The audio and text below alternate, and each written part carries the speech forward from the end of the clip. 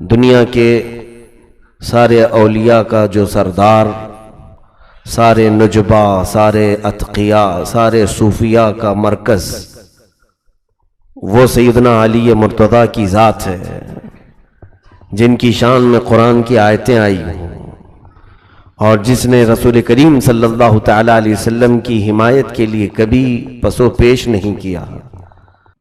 12 سے لے کر 15 سال تک مرد کبھی بھی بالغ ہو تو اس پر احکام لازم ہوتے ہیں۔ علی مرتضیٰ شیر خدا رضی اللہ تعالیٰ عنہ دائرہ اسلام میں اس وقت آئے تھے جب ابھی احکام فرض بھی نہیں ہوتے۔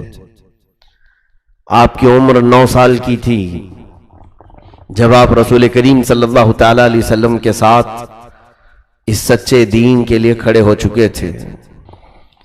اور ایک بات یہ بھی یاد رکھیں کہ حضرت علی مرتضیٰ رضی اللہ تعالیٰ عنہ کا ذکر ایمان کی علامتوں میں سے ہے۔ ایمان والے حضرت علی کا نام سن کر کے مسکراتے ہیں یا خوش ہوتے ہیں، اور جہنمیوں کے چہروں پر کالک پڑ جاتی ہے، سرخی آ جاتی ہے۔ ہم الحمدللہ مولا کائنات شیر خدا کے دربار میں جو کہتے ہیں وہ شاید کوئی اور نہیں کہتا ہو۔ کچھ لوگ ہمیں بلیم کرتے ہیں کہ یہ لوگ ناسبی ہیں، علی مرتضیٰ اور اہل بیت کی محبت ان کے اندر نہیں ہے۔ ان کے اعتبار سے علی کی محبت کا مطلب صرف ماتم کرنا ہے۔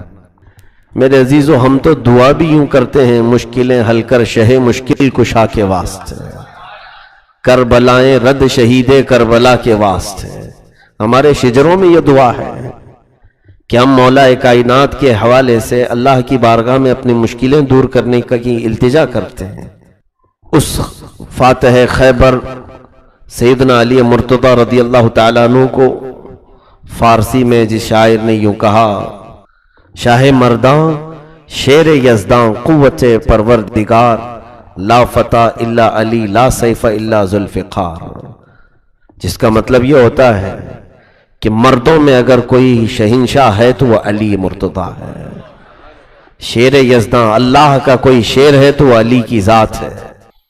اور پھر اگر دنیا میں کسی تلوار کی کوئی شہرت ہے تو وہ علی کی تلوار ذوالفقار کی شہرت ہے۔ اور جوانوں میں کوئی جوان ہے حقیقت میں تو وہ مولا کائنات علی مرتضیٰ ہے۔ عزیزان گرامی، ولادت بھی ایسی ہوئی، اللہ اکبر، پاکیزہ گھرانے میں، پاکیزہ خاندان میں، پاکیزہ نسب میں۔ اللہ رب العزت کو ایسے منظور تھا۔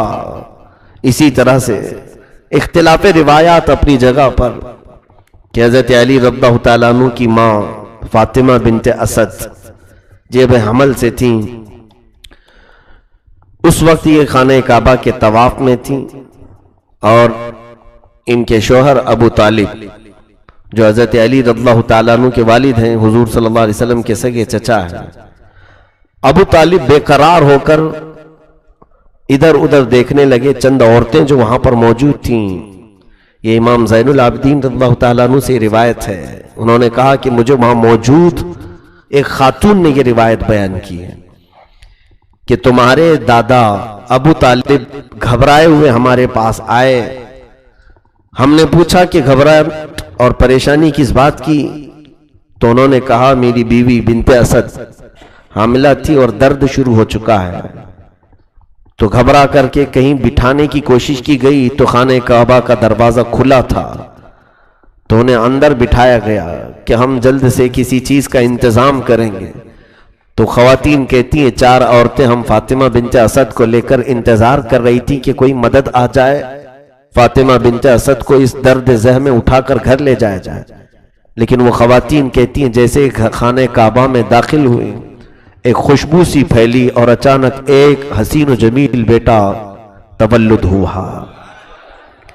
جب ابو طالب واپس آئے تو ولادت ہو چکی تھی، اور وہ بھی کہاں پر؟ خانہ کعبہ کے اندر۔ بعض روایات میں مولا علی شیر خدا کی ولادت دوسرے گھر میں بتائی گئی ہے، لیکن جو اہم چیز ہے وہ یہ ہے کہ پیدا ہونے کے بعد سے اس روایت پر سب کا اتفاق ہے کہ حضرت علی نہ دودھ پیے تھے اور نہ آنکھ کھولے تھے. صبح سے شام تک ہونے آ گئی اور جب وہ آنکھ بھی نہیں کھول رہے تھے تو لوگ گھبرائے، ماں بھی گھبرائی، ان کے باپ ابو طالب بھی گھبرائے. رسول پاک صلی اللہ تعالی علیہ وسلم کو دوپہر کے بعد خبر ہوئی تھی کہ ابو طالب کے گھر میں ایک بچے کی ولادت ہوئی. ایک بات یاد رکھیں، رسول کریم صلی اللہ تعالی علیہ وسلم ابو طالب کے گھر میں بچپن سے رہے ہیں. ان کی سگی چچی فاطمہ بنت اسد نے رسول اللہ صلی اللہ علیہ وسلم کی اپنے بیٹوں سے زیادہ حضور پر وہ جان نچھاور کرتی تھی اور محبت فرمایا کرتی تھی. تو حضور صلی اللہ علیہ وسلم کو بڑی خوشی ہوئی کہ چچا ابو طالب کے گھر میں بیٹے کی ولادت ہوئی ہے. معذور ہے کہ آواز نہیں کرتا، آنکھ نہیں کھولتا اور کچھ کھاتا پیتا نہیں، یعنی دودھ نہیں پی رہا ہے. تو رسول کریم صلی اللہ تعالی علیہ وسلم اس نومولود بچے کو دیکھنے کے لیے آئے جب یہ فاطمہ بنت اسد کی گود میں تھا.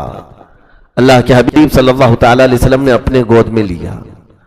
جب رسول کریم صلی اللہ تعالی علیہ وسلم نے اپنے منہ سے اپنا لعاب پاک نکال کر حضرت علی کی زبان پر رکھا تو جیسے ہی حضور نے اپنی انگلی رکھی انہوں نے چوسنا شروع کیا، اور لعاب پاک جب ان کے منہ میں گیا تو سب سے پہلے آپ نے آنکھیں کھولی اور جلوہ رسول کو دیکھا. یہ ہے علی کی شان کہ پہلی غذا رسول اللہ کا لعاب اور پہلی نظر چہرے رسول پاک پڑی ہے. وہ علی چاہتے یا علی کی ولادت ایسی جگہ پر ہوئی تھی جہاں دنیا میں کسی کی ہوئی نہیں، خانہ خدا میں. وہاں آنکھ کھولتے تو کعبہ سامنے تھا. کعبے کا تقدس کم تھوڑی نہ ہے، کعبے کی حرمت کم تھوڑی نہ ہے، اس کی عزت اپنی جگہ پر. ان کے احترام میں یہ بات روایت میں آ جاتی کہ پہلی نگاہ کعبے پر پڑی ہے علی کی پیدائش کے بعد. لیکن مسلمانوں یہاں ہم سنیوں کا، خاص طور پر ہم بریلویوں کا عقیدہ ثابت ہوتا ہے کہ مولا علی نے پیدائش ہی میں ہمیں وہ بات کہہ دی جو امام احمد رضا خان فاضل بریلوی نے کہا ہے، حاجیو آؤ شہنشاہ کا روزہ دیکھو، کعبہ تو دیکھ چکے کعبے کا کعبہ دیکھو. مولا علی نے نظر وہاں ڈالی ہے جو کعبے کا بھی کعبہ تھا.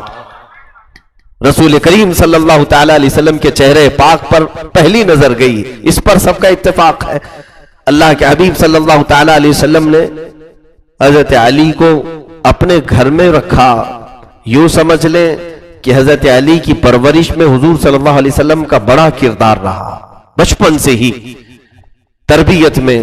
کیونکہ حضور پاک صلی اللہ تعالی علیہ وسلم کی شادی ہو کر 3 سال گزرے تھے جب آپ کی عمر مبارک 28 سال کی تھی، جب حضرت علی کی پیدائش ہوئی تھی. اب وہ علی جو خود تربیت رسول میں بڑے ہوں، ان کی جوانی کا حال کیا ہونا چاہیے.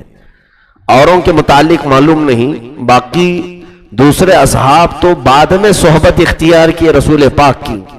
حضرت علی کی صحابیت تو بچپن سے پیدائشی صحابی، رسول کریم صلی اللہ تعالی علیہ وسلم کے گھر میں ہی پلے ہیں، پرورش وہی ہوئی ہے.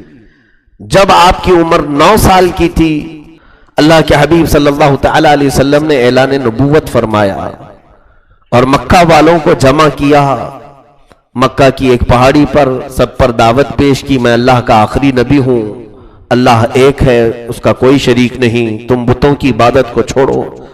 اس پیغام کو سن کر کے مکہ والے بڑی دشمنی پر اتر آئے. کوئی ایک بھی وہاں پر اٹھ کر لبیک کہنے والا نہیں تھا. اللہ کے حبیب صلی اللہ تعالی علیہ وسلم نے اس مجمع عام میں پکارا، ہے کوئی جو میرے لائے ہوئے دین کی حمایت کرے؟ تب یہی 9 سال کی عمر میں یہ کھڑے ہوتے ہیں اور کہتے ہیں، یا رسول اللہ صلی اللہ علیہ وسلم، میں آپ کے دین کی حمایت کے لیے کھڑا ہوں، آپ کو میں اللہ کا رسول تسلیم کرتا ہوں. رسول کریم صلی اللہ تعالی علیہ وسلم نے اسی وقت آپ کو سینے سے لگایا اور رب ذوالجلال کی بارگاہ میں دعا کی کہ مولا اس کی ٹانگوں میں قوت عطا فرما، طاقت عطا فرما. حضور کی دعا کی برکت یہ تھی کہ پھر آپ کی قوت کے سامنے کسی کی قوت ہی نہیں تھی. جنہیں شیر خدا کا لقب ملا، حیدر کرار کا لقب ملا، اور حضور پاک صلی اللہ تعالی علیہ وسلم حضرت علی رضی اللہ تعالیٰ عنہ کو اپنے ساتھ فیصلوں میں بھی بٹھایا کرتے تھے.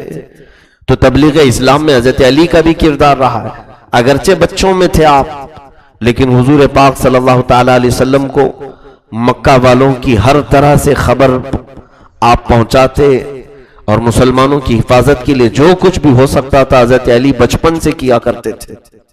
پھر جب اللہ کے حبیب صلی اللہ تعالی علیہ وسلم ہجرت فرما کر مکہ سے مدینہ طیبہ تشریف لے گئے، اس وقت اپنے بستر پر حضور صلی اللہ علیہ وسلم نے حضرت علی کو ہی سلایا تھا۔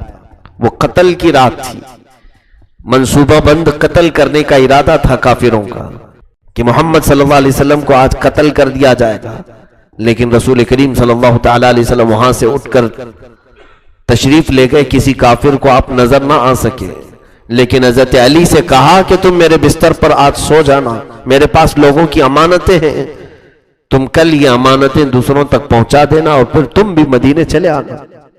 حضرت علی رضی اللہ تعالیٰ عنہ نے حضور صلی اللہ تعالیٰ علیہ وسلم سے ایک بھی سوال نہیں کیا کہ اگر غلطی سے وہ لوگ نبی سمجھ کر کے علی کو ہی قتل کر دیتے، لیکن مولا علی شیر خدا رضی اللہ تعالیٰ عنہ فرماتے ہیں میں آرام کی نیند سویا۔